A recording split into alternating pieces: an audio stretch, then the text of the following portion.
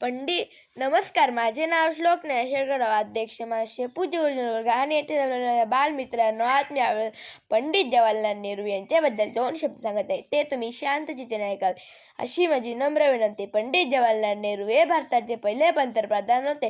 त्यांचा जन्म 14 नोव्हेंबर 1889 रोजी उत्तर प्रदेशातील अलाहाबाद येथे झाला होता. त्यांच्या वडिलांचे नाव मोतीलाल नेहरू व आईचे नाव स्वरूप राणी होते.